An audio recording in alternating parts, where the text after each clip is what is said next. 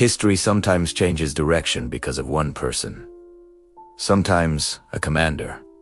Sometimes a revolutionary. And sometimes a woman. In 1729, a young girl was born in a small German principality. One day, she would rule one of the largest empires in the world. Her name, Catherine, known to history as Catherine the Great. When she arrived in Russia, she was still very young. She was married to the heir to the throne.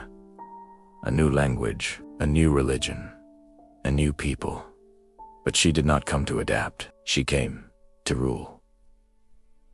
The palace was full of intrigue. Power never forgives weakness. When her husband took the throne, Russia was unstable. The army was restless, the people dissatisfied, the state weakening. Catherine waited, observed, learned. And when the moment came, she acted. 1762.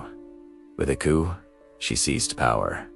Her husband was removed from the throne, and Catherine became the Empress of Russia. This was not just a change of ruler. It was a change of Russia's destiny. Catherine was strong, but not only with force, with intellect. She corresponded with Europe's greatest thinkers. She supported education. She attempted to modernize the legal system. She made art, science, and culture part of state policy, but she was not naive. Weak states do not survive, so Catherine began to strengthen Russia.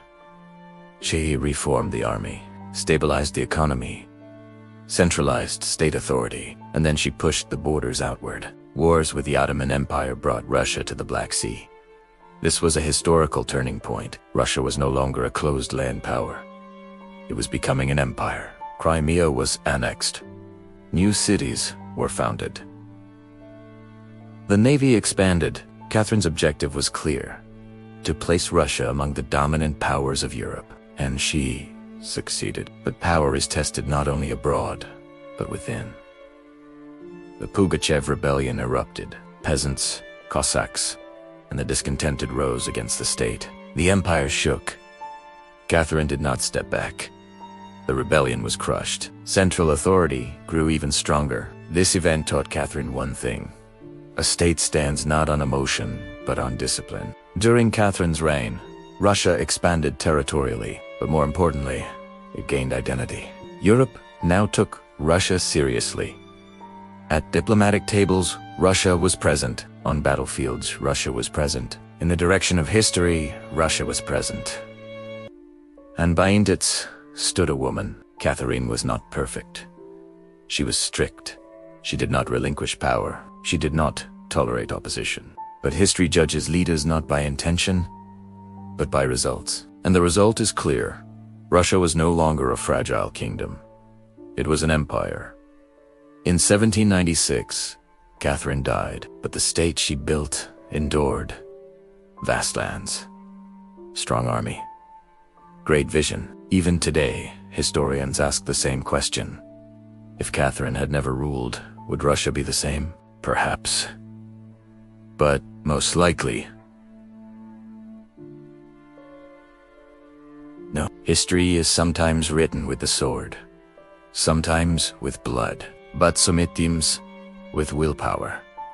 Catherine the Great, more than a woman, more than a ruler, the architect of an era, and yes, the Iron Woman who turned Russia into an empire. Have you ever wondered how a minor German princess became one of the most powerful rulers in Russian history? Let's dive into the incredible story of Catherine the Great. Before she was Catherine, she was Sophie Frederick, August von Anhalt-Zerbst, born into a minor noble family in Prussia. Her childhood was not one of luxury. Her mother was cold and demanding, focusing all her attention on Sophie's brother. But Sophie had a secret weapon: her mind.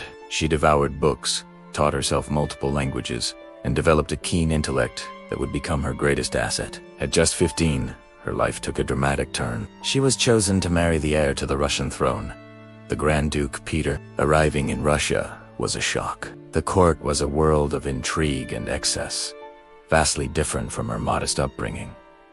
But Sophie was determined to succeed. She threw herself into learning Russian, practicing day and night until her accent was perfect. She converted to Russian Orthodoxy, taking the name Catherine or Jekaterina. She did everything she could to win the hearts of the Russian people, and it worked. They saw her as one of their own. Her marriage, however, was a disaster. Peter was immature and often cruel. He openly flaunted his mistresses and showed little interest in Catherine or in ruling Russia. While he played with toy soldiers, Catherine was reading Voltaire and Montesquieu, immersing herself in the ideas of the Enlightenment. She was building a network of powerful allies within the military and the court, people who saw her intelligence and her dedication to Russia. They saw a true leader, while Peter seemed more interested in his Prussian heritage than his Russian future. The breaking point came in 1762. After just 6 months on the throne, Peter III had alienated everyone. He made peace with Prussia, Russia's enemy, and tried to force the army to adopt Prussian-style uniforms. The soldiers were furious. This was Catherine's moment. Backed by the influential Orlov brothers and the elite guards regiments, she staged a brilliant, bloodless coup. Peter was forced to abdicate, and Catherine was proclaimed Empress of all Russia. Just a week later, Peter died under mysterious circumstances. While Catherine's direct involvement was never proven, the event secured her grip on the throne. Now in power, Catherine set out to transform Russia into a modern, enlightened European power. This was her golden age. She corresponded with thinkers like Voltaire and Diderot, earning a reputation as a philosopher on the throne. She embarked on ambitious legal reforms, convening a legislative commission to create a new, more just code of laws. Although the commission was ultimately disbanded, its ideals influenced her rule for years to come. She also reformed provincial administration, making government more efficient across her vast empire. But Catherine wasn't just a reformer. She was a passionate patron of the arts and sciences. She started a personal art collection that would grow into one of the world's greatest museums. The State Hermitage. She filled its halls with masterpieces by Rembrandt, Rubens, and Raphael, bringing European culture to the heart of St. Petersburg. She founded schools, including the famous Smolny Institute for Noble Maidens, one of Europe's first state-funded institutions for women's education. Catherine's reign was also defined by military expansion. She was a brilliant strategist who knew that a great nation needed a strong military. Under her command, the Russian army and navy achieved stunning victories. In 2 major wars against the Ottoman Empire, her forces pushed south, conquering the Crimean Peninsula and giving Russia its long-desired access to the Black Sea.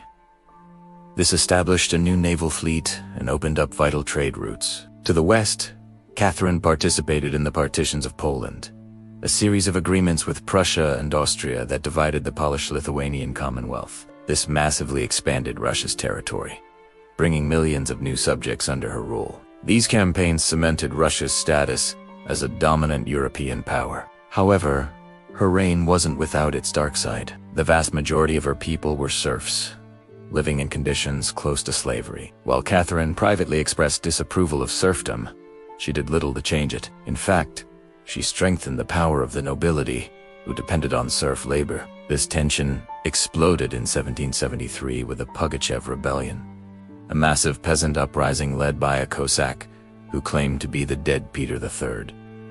The revolt was brutally crushed, and it scared Catherine away from any further radical social reforms. Catherine the Great ruled for 34 years, leaving behind a legacy that is both brilliant and complex. She expanded the Russian Empire by over 200,000 square miles, championed the arts and sciences, and put Russia firmly on the map as a major global power. She was a woman of immense intellect, ambition, and political skill who defied expectations and shaped an empire in her own image. Her story is a powerful reminder of how one person's vision can change the course of history.